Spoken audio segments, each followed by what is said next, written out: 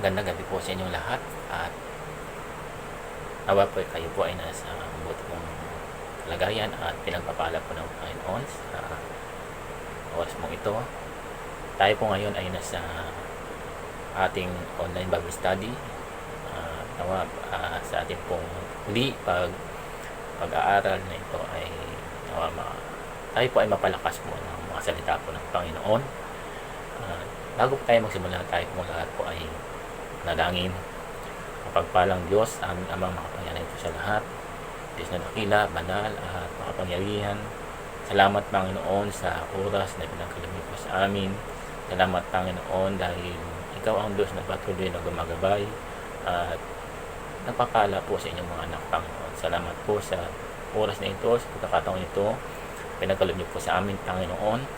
Dalangin po namin na patuloy niyo pong buksan ang aming mga isipan at puso at makita po namin ang liwanag ng mga salita, Panginoon, upang maging daan kung saan kami po ay malimpat, tumibay sa aming pong buhay na nananampalataya at pakakilala sa inyo, Panginoon.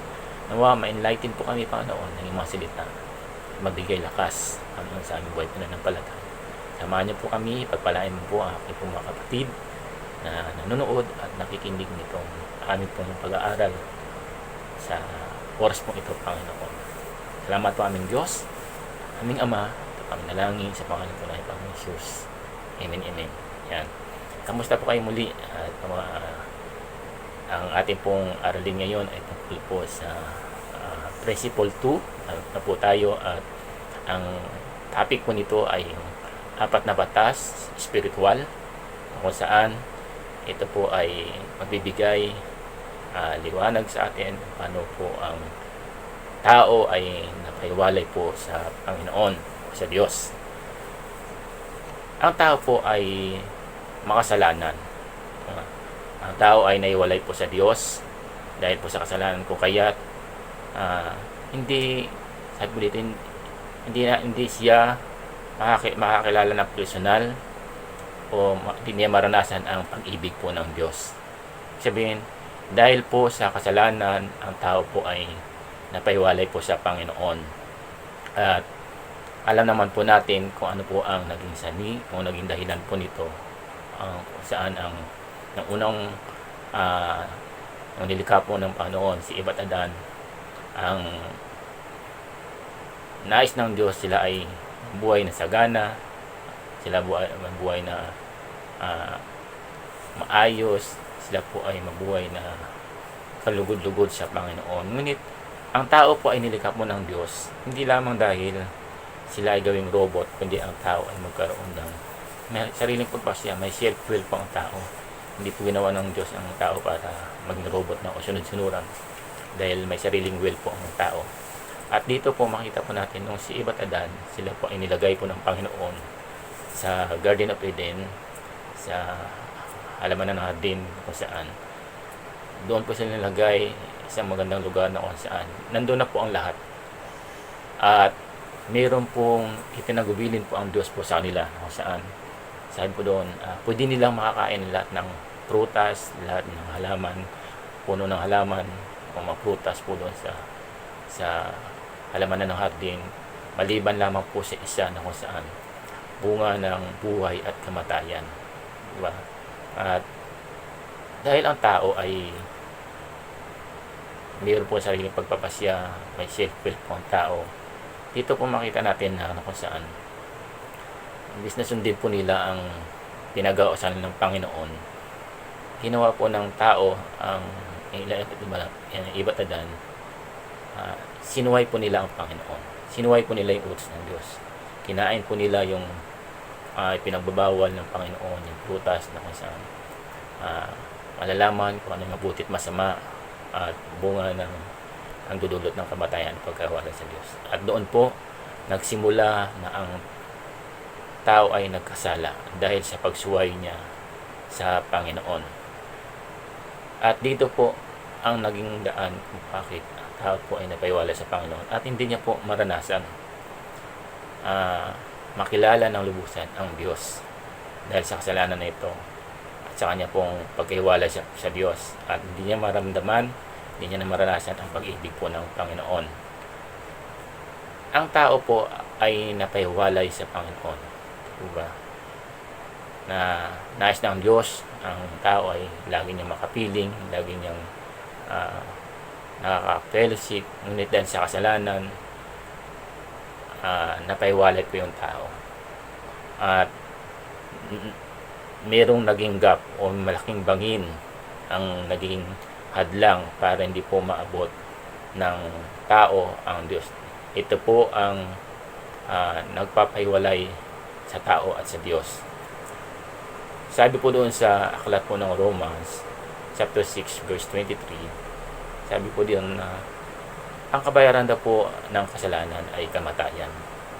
Pero ang kaloob po daw po ng Diyos ay buhay na walang hanggan sa pamamagitan daw po ng ating Panginoon sa Kristo. Dahil nga sa kasalanan, ang tao po ay napahiwalay po sa Diyos. At hindi kailanman hindi po siya makakalapit sa Panginoon dahil sa kasalanan ito. At ang tao, ano man ang gawin ng tao, ano man ang kanyang gawin upang abutin, muli magkaroon ng fellowship sa Diyos, hindi niya po kaya itong gawin. Ngunit ang Diyos, ang ating pong Ama, ang Panginoon, ay siya po ang gumawa ng paraan para sa atin na kung saan ay mapalapit ang tao sa Diyos sa pamagitan po ng ating pong Panginoong Jesucristo. Diba? Namatay ang Panginoon doon sa krus para po sa atin, para iligtas ang sangkatauhan, magkaroon ng uli ng tamang relasyon ang tao tungo sa Diyos sa pamagitan po ng ating pong Panginoong Jesucristo. Sabi po dito, nilikha ang tao upang magkaroon ng magandang relasyon sa Diyos. Diba? Dahil ang plano po talaga ng Diyos ay magandang relasyon, ang magkaroon ng tao ng magandang buhay. Buhay na sagana at kaiga-igaya. Diba? Dahil yun ang plano ng Diyos sa tao. Ngunit dahil, sabi nga, ang tao ay hindi niya po ginawa ang tao para maging robot lang, sunod-sunuran. Ito po ay may sariling pagpapasya, may self-will po ito upang ano pang gusto niyang gawin, hindi po sinasaklawan ng Diyos ang kanya pong sariling pagpapasya. Ibig sabihin, ito po ang binigay ng Diyos sa tao. Gayun pa man, nandun pa rin po yung paalala, diba? Paalala po ng Panginoon po sa tao upang laging sumanggunis po sa Panginoon. At sabi po dito na nais ng Diyos yung relasyon niya sa tao ay laging maganda, laging maayos. At sabi ito, ngunit dahil sa kanyang sariling katigasan at sariling pagpapasya, pinili niyang lumakad sa sariling pamamaraan. At ang ugnayan sa Diyos ay naputol. Ibig sabihin, dahil ang tao gusto niya gawin ang sarili niyang kagustuhan, hindi niya po siya nalang-alang kung ano po ang kalooban ng Diyos sa buhay niya. Pinili niya po yung kanyang sariling mga pagpapasya o pagpaplano. At kaya naman po yung relasyon ng tao sa Diyos ay naputol. Diba? Yung magandang ugnayan ay nawala dahil doon sa katigasan po ng ulo po ng tao at sa sarili niya pong kapasyahan na umiwalay po sa Panginoon o sa Diyos. Sabi po dito, ang sariling pagpapasya na kakikitaan ng saloobin na pagiging rebelde o pagpapawalang bahala ay ang tinutukoy ng Biblia na kasalanan. Ibig sabihin, ang saloobin o ang ganitong gawain ay nagpapakita po ng pagiging rebelde po sa Diyos. Pagpapawalang bahala, hindi po niya binibigyang halaga kung ano pong nais po ng Diyos sa buhay niya. Kaya sabi po ng Biblia, ito po yung tinatawag na kasalanan. Dahil po sa kasalanan ng tao, siya po ay napahiwalay po sa Panginoon. At ang magandang relasyon ng tao sa Diyos ay naputol. Yung magandang ugnayan niya sa Panginoon ay naputol dahil po doon sa kasalanan. At sabi nga po doon sa Romans 6:23, sapagkat kamatayan ang kabayaran ng kasalanan, ngunit ang libreng kaloob ng Diyos ay buhay na walang hanggan sa pamamagitan ni Kristo Jesus na ating Panginoon. Sabihin, ang kabayaran po ng kasalanan ay kamatayan at pagkahiwalay sa Panginoon, sa Diyos, sa presensya po ng Panginoon. Ngunit sabi po dito, ang libreng kaloob po ng Diyos ay buhay na walang hanggan sa pamamagitan ni Kristo Jesus na ating Panginoon. Ibig sabihin, makita po natin dito na dahil sa kasalanan, ang tao po ay napahiwalay po sa Diyos. At nawala ang relasyon, naputol ang tamang ugnayan. Ngunit dahil ang Diyos ay siya yung Diyos na mapagmahal, pagkalinga, at hindi niya po hinayaan na tuluyan ang tao ay mapawalay po sa Kanya.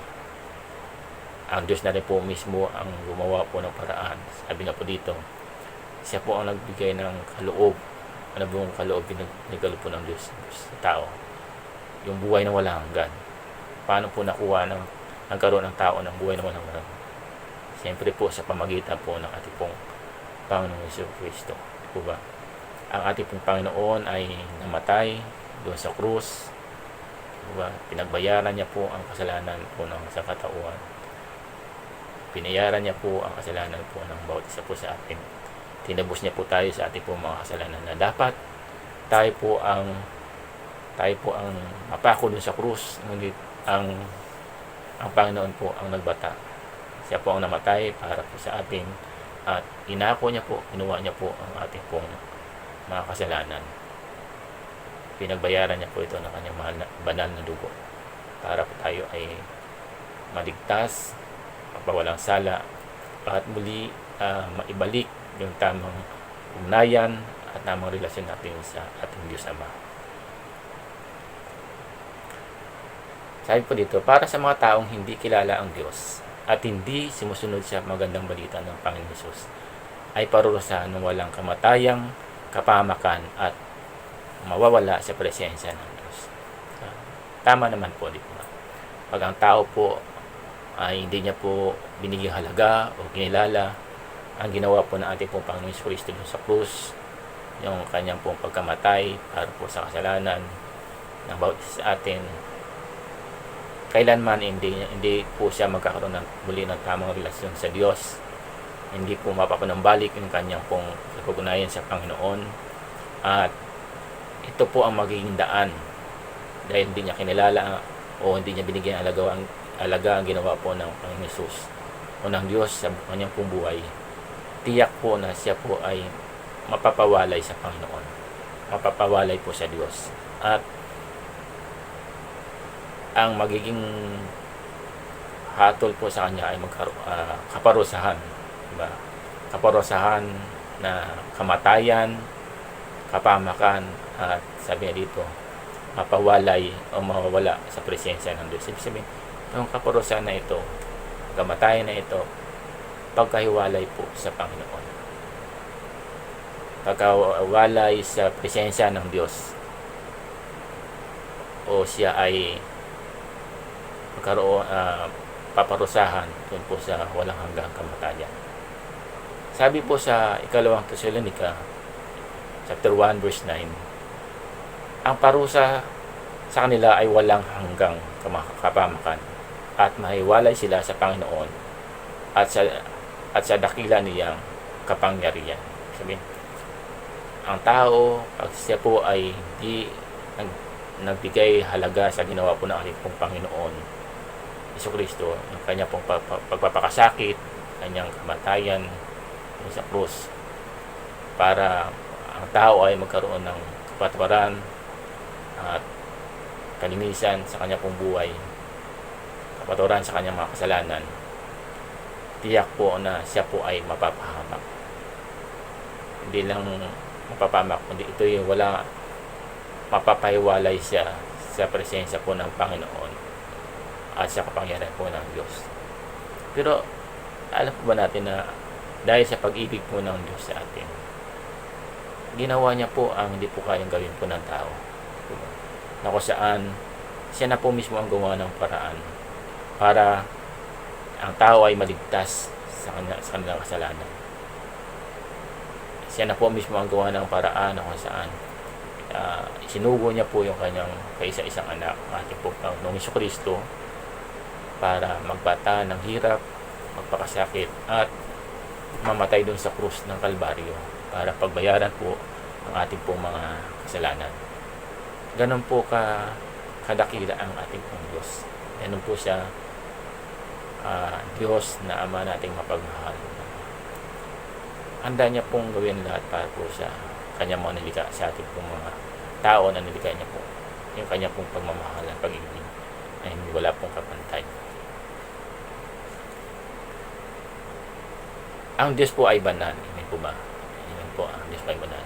At ang tao ay makasalanan dahil simula pa lang po sa ating pong maninuno, mula pa lang kay Iba't Adan, ang tao ay nagkasala na at minana na po ang tao ang kasalanan nito mula po sa ating pong mga ninuno. Ang Diyos po ay banal, at dito po sa diagram makita po natin dito na may mga araw na kung saan ang mga araw po ito po yung mga ginagawa po ng tao. Yung tao na kung saan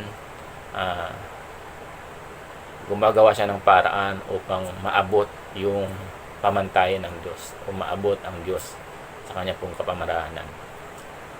Ilan po dito yung mabuting gawa? Mabuting gawa po ng tao.